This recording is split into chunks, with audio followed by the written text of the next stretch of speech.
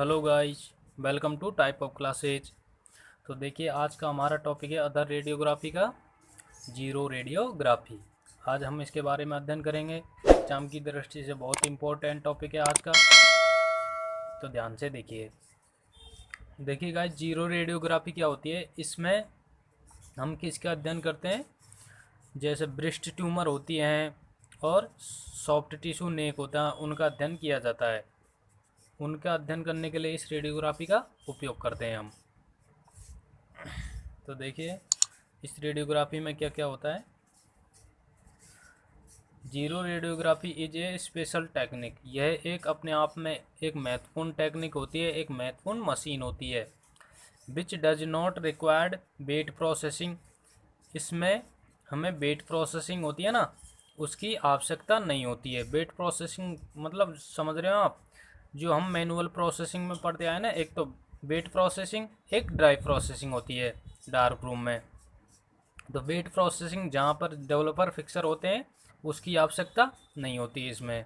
जैसे like conventional x ray film, जैसे CR radiography होती है ना, वो वाली प्रोसेसिंग की आवश्यकता नहीं होती है इसमें। आगे देखिए, the xero radiography is A recorded on A paper. और जो जीरो रेडियोग्राफी होती है, इसे हम रिकॉर्ड करते हैं किस पर, एक प्लास्टिक का पेपर होता है, उस पर इसकी छवि बनाई जाती है बॉडी पार्ट की। रेदर देन दी फिल्म, फिल्म की बजाय ये किस पर रिकॉर्ड की जाती है, प्लास्टिक के पेपर पर। आगे देखिए, the xero radiography is a dry photostatic process. यह एक ड्राई फोटोस्टैटिक प्रोसेस होती है, यानी कि ड्राई यानी सूखी। जिस प्रकार हम फोटो बनाते हैं ना, उस प्रकार की एक ड्राई फोटोस्टैटिक प्रोसेस होती है ये। आगे देखिए, it was useful in the diagnosis of the breast tumour and soft tissue neck abnormalities. इसका उपयोग हम डायग्नोसिस के अंदर करते हैं। इसका उपयोग जैसे ब्रेस्ट ट्यूमरों का अध्ययन करने के लिए और सॉफ्ट टिश्यू नेक का अध्ययन करने के लिए। अबनॉर्मलिटीज, इनमें कोई भी बीमारी हो जाती है तो इनका अध्ययन किया जाता है, जैसे ब्रेस्ट ट्यूमर और सॉफ्ट टिश्यू नेक। अब हमारी ब्रेस्टों में क्या हो जाती है, ट्यूमर वगैरह हो जाती है, कोई भी डिजीज़ हो जाती है, तो इन्फेक्शन हो जाता है, उनका अध्ययन किया जाता है इसमें। नेक वगैरह के अंदर भी उपयोग ले सकते हैं। आगे देखिए, there are two mode of xero radiography. इसमें दो मोड होते हैं, एक तो पॉजिटिव मोड होता है, एक नेगेटिव मोड होता है। तो देखिए, पहला मोड है पॉजिटिव मोड। पॉजिटिव मोड क्या होता है, the positive mode are use in the mammography. जो मेमोग्राफी होती है ना, उसके अंदर इसका उपयोग किया जाता है पॉजिटिव मोड का। और the image are blue and white colour. इसमें जो इमेज बनेगी मेमोग्राफी के अंदर, वो किस कलर की होगी, एक तो ब्लू कलर की होगी, एक वाइट कलर की भी हो सकती है। And the blue colour present the dense area. और जो इसमें ब्लू कलर होता है, जो मेमोग्राफी की फिल्म में ब्लू कलर होता है, वह रिप्रेजेंट करता है किसको, डेंस एरिया को। डेंस एरिया क्या होता है, यहाँ जहाँ पर डेंसिटी वाला एरिया, घनत्व अधिक हो, उसे कहते हैं डेंस एरिया। यानी कि जहाँ पर डार्कनेस और ब्लैकनेस होती है ना फिल्म पर, वो होती है डेंस एरिया। तो उसको यह रिप्रेजेंट करता है कौन सा कलर, ब्लू कलर। ठीक है, अब आता है नेगेटिव मोड। तो नेगेटिव मोड क्या होता है, देखिए, नेगेटिव मोड में are use in the extremities. Extremities हमारे होते हैं ना, जैसे लोअर लिम और अपर लिम, हाथ पैरों के अध्ययन के लिए इस नेगेटिव मोड का उपयोग करते हैं, जैसे लोअर लिम और अपर लिम। और the image are blue and white colour. इसमें भी इमेज कैसी होगी, ब्लू होगी या वाइट कलर की होगी।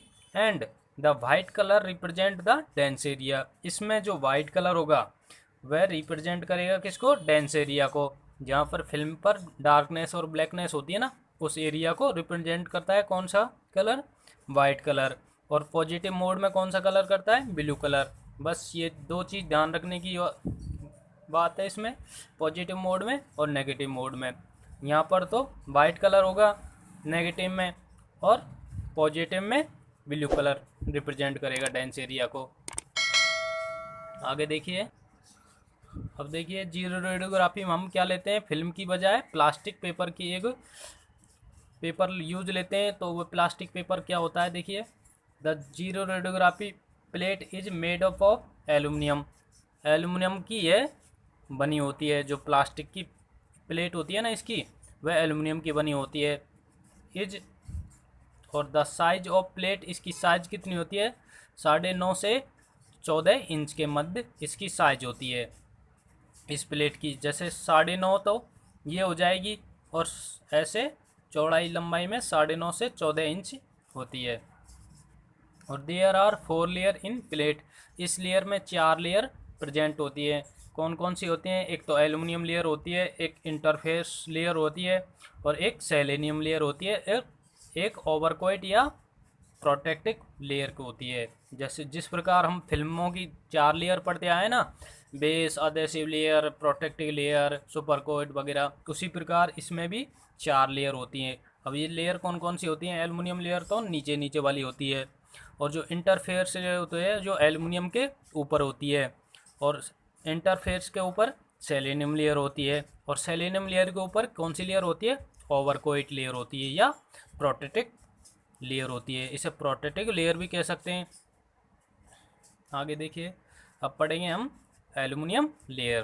तो एल्युमिनियम लेयर क्या होती है, देखिए guys, aluminium layer is a base, जो इस फिल्म की, इस प्लास्टिक पेपर की क्या होता है, ये एक बेस होता है ऑफ द जीरो रेडियोग्राफी के अंदर। इट सपोर्ट अदर 3 लेयर, ये क्या करता है, सपोर्ट करने का काम करता है, अन्य 3 लेयरों को सपोर्ट प्रदान करता है, एक तरह से सपोर्टिंग का कार्य करता है। कौन सी लेयर, एल्युमिनियम लेयर। आगे देखिए, इंटरफेस लेयर, दूसरी लेयर कौन सी है, इंटरफेस लेयर, ये वाली लेयर। तो it is a layer between the selenium layer और एल्युमिनियम लेयर। यह लेयर किस किस के मध्य होती है, एक तो एल्युमिनियम लेयर के मध्य होती है, और एक सेलेनियम लेयर के मध्य होती है, सेलेनियम लेयर के मध्य। It is a made up of aluminium oxide, यह किससे मिलकर बनी होती है, एल्युमिनियम ऑक्साइड से मिलकर बनी होती है, जिसे Al2O3 कहते हैं, एल्युमिनियम ऑक्साइड को। ठीक है गाइज, आगे देखिए, it work as a insulator, और यह एक किस तरह कार्य करती है, इंसुलेटर की भांति कार्य करती है। दैट प्रिवेंट द चार्ज, जो प्रिवेंट करती है, रोकती है किसको, चार्ज को, migrated from the aluminium layer to selenium layer. जब चार्ज प्रोड्यूस होते हैं ना एल्युमिनियम लेयर से सेलेनियम लेयर की ओर, माइग्रेटेड का मतलब होता है जाना। जब चार्ज जाते हैं किस लेयर से, एल्युमिनियम लेयर से, मान लीजिए चार्ज जाएंगे किसमें, सेलेनियम लेयर की ओर, तो उनको ये रोकने का कार्य करती है। कौन सी लेयर, इंटरफेस लेयर। अब तीसरी लेयर आती है कौन सी, सेलेनियम लेयर। तो सेलेनियम लेयर क्या होती है, देखिए, amorphous selenium is used in the selenium layer. जो सेलेनियम लेयर होती है ना, उसके अंदर हम ओनली अमोर्फस सेलेनियम का उपयोग करते हैं, न कि लेकिन a crystalline form of the selenium is not use in xero radiography. जो जीरो रेडियोग्राफी में हम क्रिस्टलाइन यानी कि एक जाल के समान एक आकृति होती है, उसका उपयोग हम नहीं करते, जबकि हम अमोर्फस सेलेनियम का ही उपयोग करते हैं, किसमें, जीरो रेडियोग्राफी में, सेलेनियम लेयर के रूप में। आगे देखिए, it is the protective layer of xero radiography. जो जीरो रेडियोग्राफी में ये क्या करती है, एक कवच का रूप का कार्य करती है, जो सारी लेयरों को ढकने का काम करती है। और the protective coat made of cellulose acetate, ये किससे मिलकर बनी होती है, सेलुलोस एसिटेट से मिलकर बनी हुई होती है। कौन सी, ओवरकोट होती है, जिसे हम प्रोटेक्टिव कोट भी कहते हैं। अब देखिए, इसके अंदर हम जो प्लेट लेता है उनको चार्ज करने की एक डिवाइस होती है, उससे हम चार्ज करते हैं। तो अब देखिए, अगला टॉपिक है जीरो रेडियोग्राफी प्लेट चार्जिंग, इसी का टॉपिक है, ये काफ़ी बड़ी रेडियोग्राफी है। तो देखिए, प्लेटों को किस प्रकार चार्ज किया जाता है। तो द फर्स्ट स्टेप, सर्वप्रथम हम द स्कॉर्टन इज ए डिवाइस, एक स्कॉर्टन नाम की एक डिवाइस होती है, जिसका हम उपयोग करते हैं। That is use to charge the selenium plate. Selenium प्लेटों को चार्ज करने के लिए किस डिवाइस का उपयोग करते हैं हम? स्कॉर्टन डिवाइस होती है, उसका उपयोग हम चार्ज करने के लिए लेते हैं। आगे देखिए, the device produce a uniform charge. ये डिवाइस क्या करती है? प्रोड्यूस करती है किस पर? यूनिफॉर्म चार्ज, यानी कि समान आवेश उत्पन्न करती है किस पर? On the selenium plate of the surface. जो सेलेनियम प्लेट की सरफेस होती है ना, उस पर समान आवेश प्रवाहित करती है। तो आगे देखिए, the selenium plate on the principle of corona discharge. एक कोरोना डिस्चार्ज का नाम का एक सिद्धांत होता है। वह किस सिद्धांत क्या करता है? इसकी सहायता से जो हम प्लेटों के ऊपर यूनिफॉर्म चार्ज प्रोड्यूस करते हैं ना, उनमें क्या करता है ये प्रिंसिपल?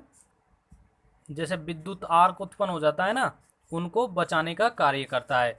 कौन? कोरोना डिस्चार्ज नाम का एक प्रिंसिपल होता है जो विद्युत आर्क उत्पन्न होने से बचाता है। किस पर? प्लेटों के ऊपर चार्ज पार्टिकलों से। ठीक है गाइस।